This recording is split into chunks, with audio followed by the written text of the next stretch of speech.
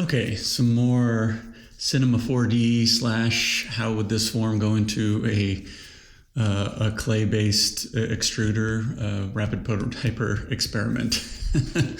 So in the first couple of tutorials that I even attempted towards this, and at the time I was using more of a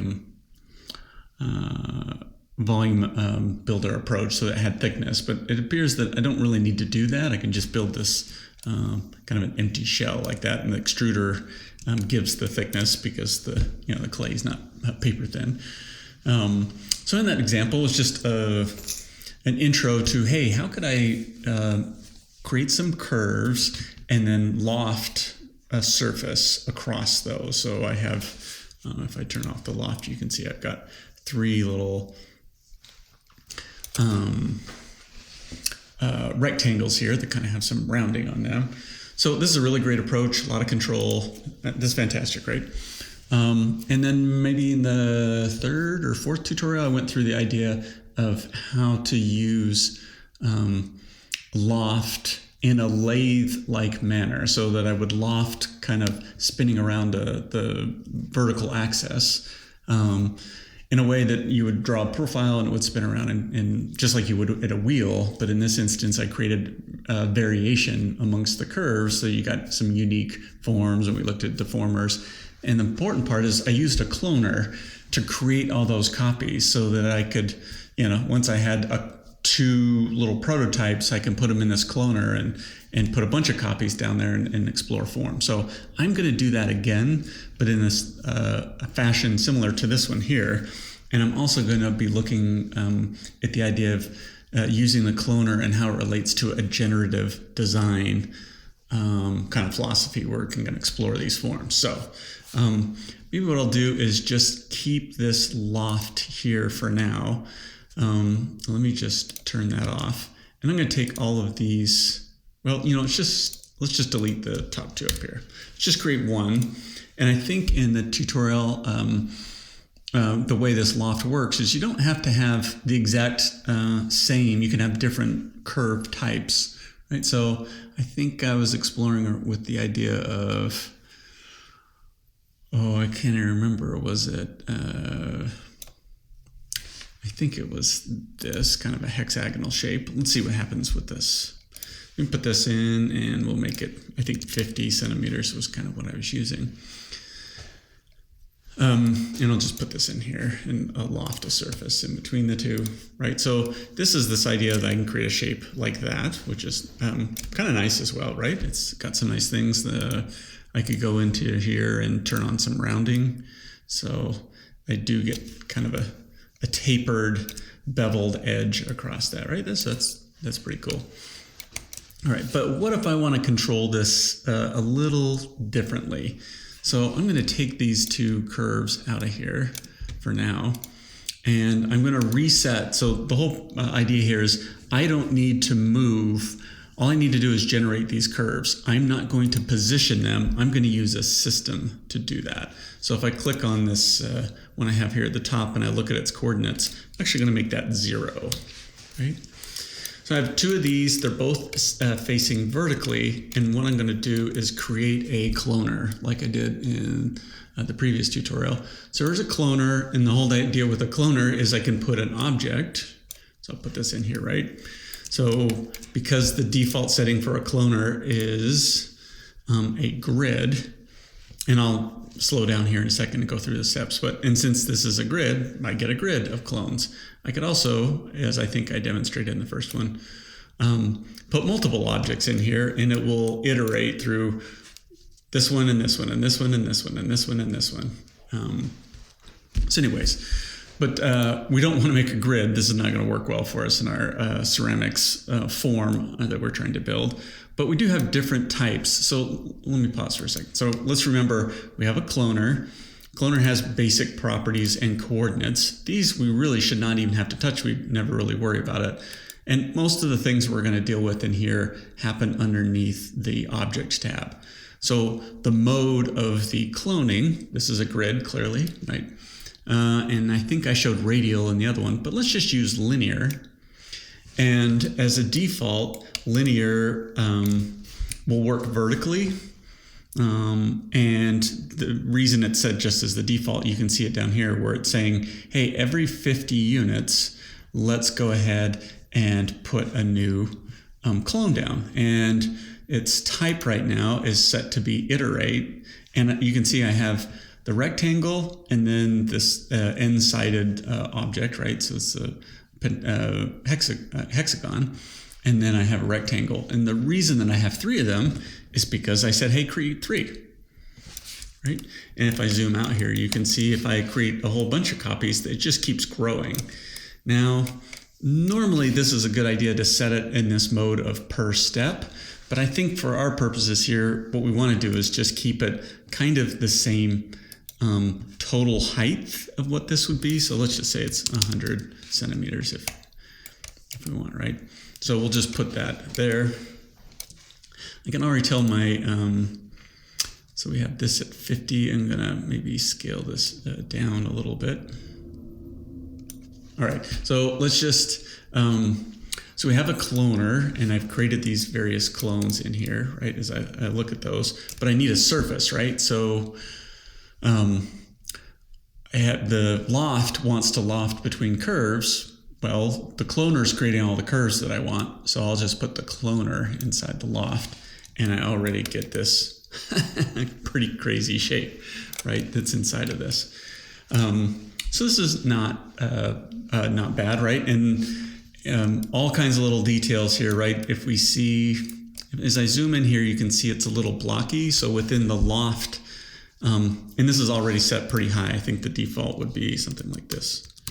Right. So if you're looking at your object, it's like, oh, it looks kind of blocky. Keep in mind that you're probably going to have to turn up these to a really relatively high number so that you can get enough polygon detail to blend in all these changes, right, that are inside of that.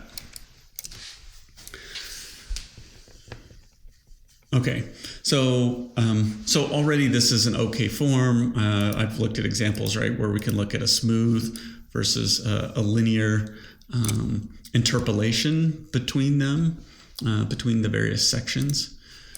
So I'll just leave that there. And I'm going to, the other thing to keep in mind is I have, 1 copy and then 2 copies. Well, what if I wanted it to be kind of stay rectangular and then only at the end get to this end side shape? So I'm going to take this first rectangle and I'm going to duplicate it. Actually, I'm going to duplicate it again. So right now I'm controlling, because what it's doing is taking 1, 2, 3, 4. Let's look at the cloner. There's 6 copies. So it puts 1, 2, 3, 4, 5, 6 of them because it's going through order, and it spaces those out evenly for a total of 100 centimeters. If I make it 50 centimeters, it will space them out that direction, right? So I have control over what that size might be. So this is interesting to me. Let's go to this first rectangle. Actually, I think I want it to taper a little bit. So if I make this more like 45, no, let's leave it at 50. Let's do 50. And maybe let's take the next one and bulge it out a little bit, 53. And then I will take this one and shrink it down. And then it gets to this one, and then it repeats the pattern again. So maybe I will make this just a little bit smaller, 48. And I'm going to go back to the cloner and tell it, instead of 6 copies, I only want 5. I want it to get through this shape and then come back to this one, because I like the idea that this bottom gets repeated at the top. Now that's just for me, right? In this example here, I'm like, that's kind of the shape I want to explore.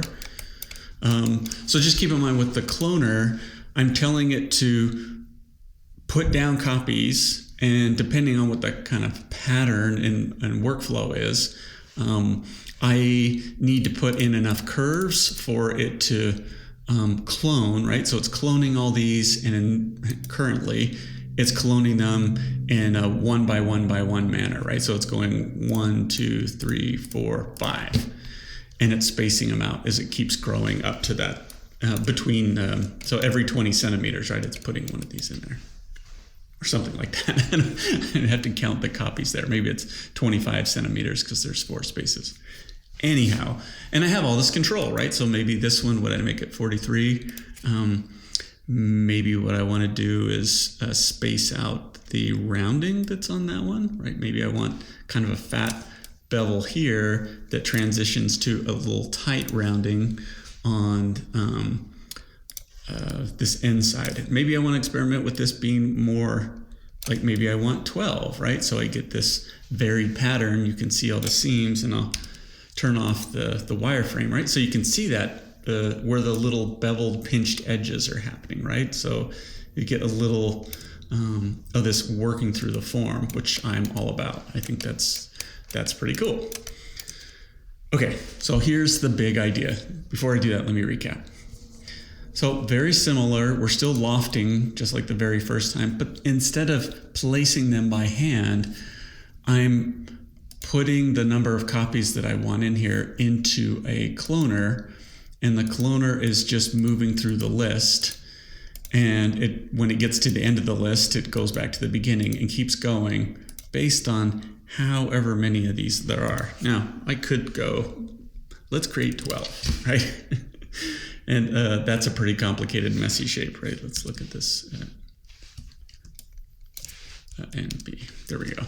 Right, there's that shading again. So in this instance, that's not really what I want to do. I want 5. So I want a little variation, but I still want to control that form.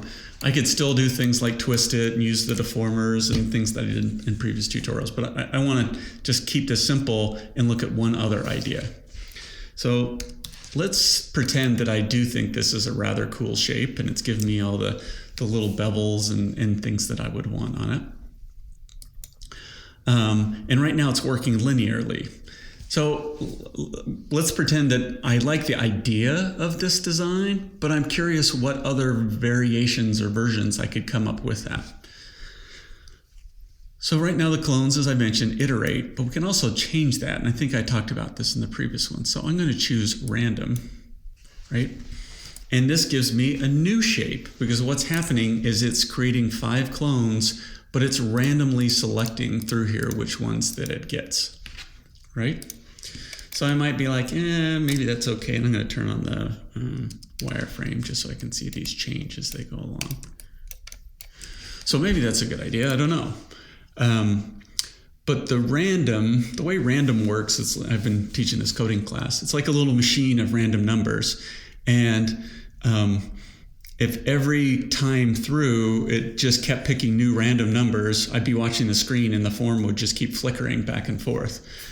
This happens to be the random selection of this of these clones based on this seed value. This just means the starting point. So it's giving me a certain set of random numbers, but I can change that seed value and I can tell it, you know what? Give me a different random. I don't like that random. Give me a different one. And this starts to get powerful in my mind, especially if you're a more formal ceramic artist, right? And you're just looking at form itself. What a great way to experiment with what is possible with these ideas of these shapes, right? So tons of variation. I can like or disregard any of these, and I could just write down the number of, which one I want to keep. I'll just stay with that, right? So it's kind of twisting, and I get that shape. So that's a cool shape to me, right? And as I mentioned before, the point of this, exploring this kind of making process, is not to supplant what we do with a wheel. That would be stupid, right? But this is not a shape you sit down at the wheel probably and be like, oh yeah, this is the easy one. It's based off these other shapes and has these grooves that work vertically up through the form. That would not be an easy thing to do. Okay, so let's recap. We have same paradigm as before. We're using a loft and we're using these splines that we've spaced out to connect and create a surface. But instead of doing it by hand, which is still a good idea, I like that control, But if you're feeling a little more experimental and you know what basic ideas or premises you want to deal with, you could put them in a cloner. And now you've created a system that's parametric, it's generative and procedural, whatever the word you want to use. And I can put it in the system. I always know that my thing's going to be 100 centimeters, if that's, I mean, it's pretty big in this case for the vessel, but it still would work.